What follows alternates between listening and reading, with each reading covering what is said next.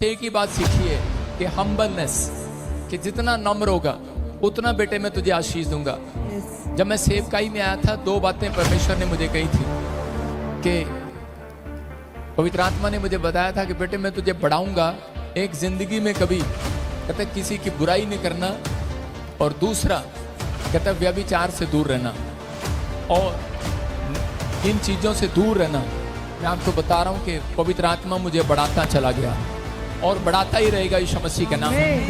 मैं कह रहा हूँ कि जब मैं नेपाल जाने वाला था, उससे पहले ही ये आपके सामने देखा कि नहीं, मीडिया में चल गया सारी जगह, ये देखो ये देखो ये देखो, प्रॉफिट जी ने क्या कर दिया क्या कर दिया, पर्चा हो गया, ये हो गया वो हो गया। मैंने कहा ले भाई, मैंने कहा बड़ा तगड़ा तूफान आ गया, नेपाल की मीटिंग कैंसिल करने लगा।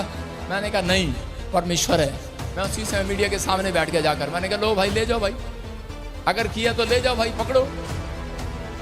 और शैतान हिला हुआ था कि प्रॉफिट बजिंदर न्यूज के सामने तो आता ही नहीं है, कैसे आ गया, लेकिन मुझे मालूम है तूफान को कैसे शांत करते हैं। और उसी समय मैं जब नेपाल में गया, वहां पर अंधों ने देखा, लंगड़े चले, कह रहे कि हाफ डेड पेशेंट ठीक हुए, सिलेंडर उतरे, लोगों के जीवन में बड़े बड़े काम हुए, बड़े बड़े चमत्कार हुए, लोग हैरान हो गए। मैं कह रहा हूं कि नेपाल में लाखों लोगों को आशीष मिली। इसका मतलब कि परमेश्वर वो शैतान जानता था कि ये नेपाल पहुंचेगा, और कह रहे कि इससे पहले मैं से तूफान में यही रोक दूं, लेकिन वो रोक नहीं पाया। जिसके साथ यीशु, वो तो तूफान पार करके जाने वाला है यीशु मसीह के नाम में।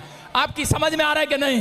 मैं कह रहा हूं बेशक आपकी लाइफ में कोई तूफान आ रहा है, परमेश्वर उस व्यक्ति को, मैंने बताया कि कभी बड़ा पास्टर नहीं बनाते जो डरपोक होता है। परमेश्वर बड़ा बिजनेस उस व्यक्ति को कभी नहीं देता जो मसीह में आने के बाद डरपोक है। जो कह रहा है कि मसीह में आने के बाद दिलेरी का आत्मा जिसके अंदर है, परमेश्वर उसे बड़ा बिजनेसमैन बनाने जा रहे हैं आज रात यीशु मसीह के नाम में। क्योंकि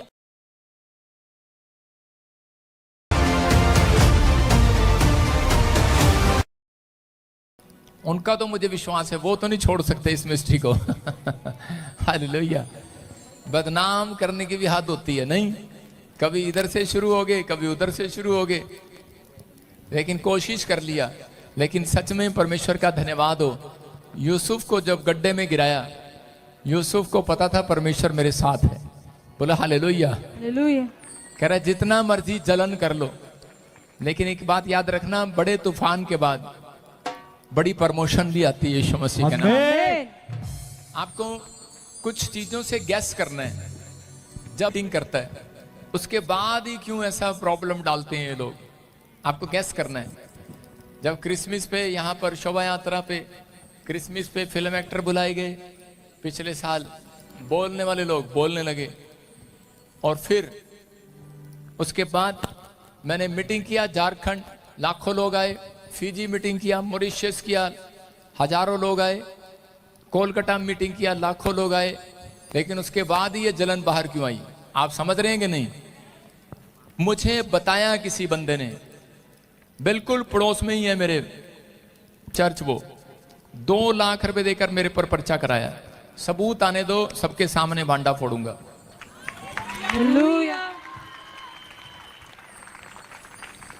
सबूत आने दो, मेरे पास सब कुछ है, आपको बताता हूं।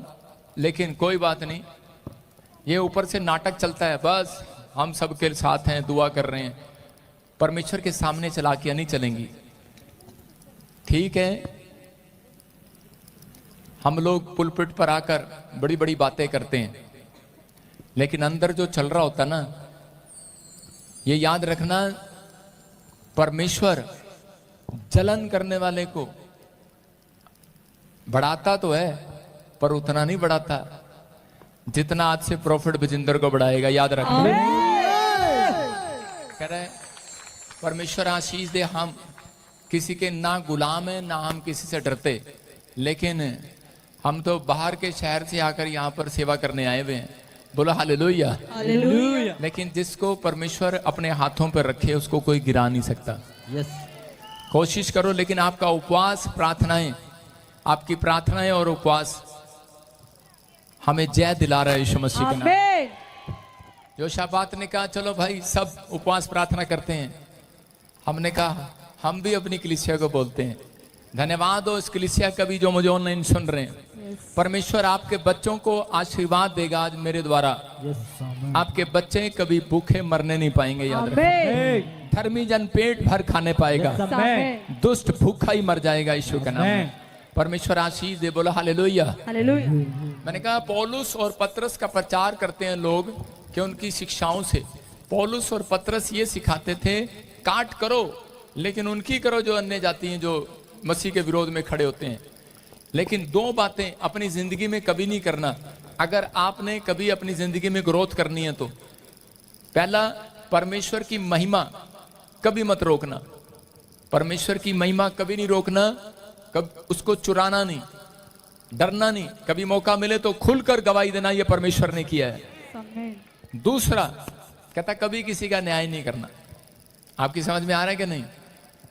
कहते इतने बड़े बड़े अपने आप को संत समझते हैं और उनको ये नहीं पहचान कि प्रॉफिट बजिंदर इस पाप में है कि नहीं। कहते बोली जा रहा है, कहता है इससे अच्छा माफी मांग ले परमेश्वर के सामने। अरे जब हमारा विवेक हमें दोषी नहीं ठहराता तो हम उस चीज की माफी क्यों मांगे? आप समझ में आ रहा है कि नहीं?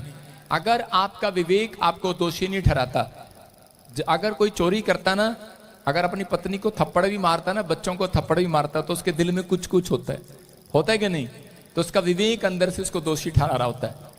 मैंने देखा ये घृणा, ये चीजें, अब मसीहत जो है ना, कचरा बना दिया लोगों ने मसीहत का, देख रहे हैं ना आप। लेकिन परमेश्वर बाइबल बताती है कि अंत समय की निशानी है ये होगा, होता रहेगा। लेकिन परमेश्वर उस व्यक्ति को ऊपर ही रखेगा, ब्लेसिंग देगा, जो मजबूत होकर खड़ा रहेगा यीशु मसीह के नाम में। आमीन। आपको परमेश्वर आशीष दे। कहता ये परीक्षा थी आपकी और हमारी कि आप स्थिर रहे, आपने भरोसा रखा।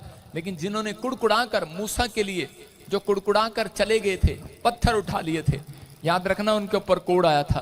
परमेश्वर ने बख्शा नहीं था, उनमें पास्टर भी थे, बख्शा नहीं था परमेश्वर ने। मरियम एक पास्टर की तरह थी, भविष्यता थी मरियम, अपने आप को भविष्यता कहती थी।